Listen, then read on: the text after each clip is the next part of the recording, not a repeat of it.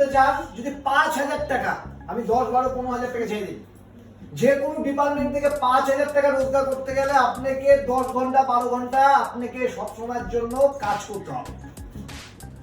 কি ভুল বললাম না ঠিক বললাম? ভালো করে বুঝে নেন। 10 থেকে 12 ঘন্টা কাজ করতে হবে, পাচ্ছেন না? 10-12 ঘন্টা কাজ করে 5,000 টাকা রোজগার, কি তাই তো ঘটনাটা? সেকেন্ড কি দেখবো? সেকেন্ড যদি আমরা দেখতে যাই, তাহলে এই চাকরি বাদ দিয়ে যদি আপনি অন্য কিছু করতে যান, তাহলে বিউটি পার্লার খুলতে হবে। বিউটি পার্লার 5,000 টাকা রোজগার করতে গেলে আগে 1.5 লক্ষ টাকা ইনভেস্ট করতে হবে, 2 বছর পরে 5 থেকে 7,000 টাকা রোজগার হবে মাসে। এভাবে কোনো মাসে 12,000 টাকা আসছে ওটা দেখে লাভ নেই। কত টাকা ইনভেস্ট করতে হবে? 1.5 থেকে 2 লাখ টাকা। তাহলে সেলাই করতে হবে, তাহলে শিখতে হবে, ওটা তো শিখতেই হবে নাকি?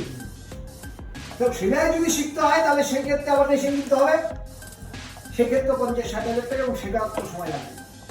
তা আপনাদের কি মনে হয় যে হুট করে কিছু হয়ে যাবে? আর আমাদের এখানে 5,000 টাকায় তো সীমাবদ্ধ নয়, সীমাবদ্ধ আনলিমিটেড।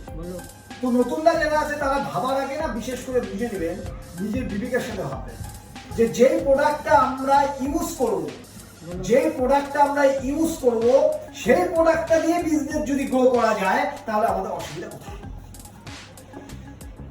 আমি ভাষাটা বুঝতে পেরেছি কথাটা?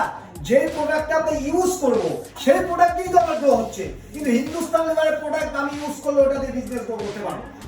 তার মানেটা আপনি কাজ করুন না করুন, আপনি আইডিয়া বের করে প্রতিনিয়ত প্রোডাক্টটাকে ইউজ করে বিজনেস করবো।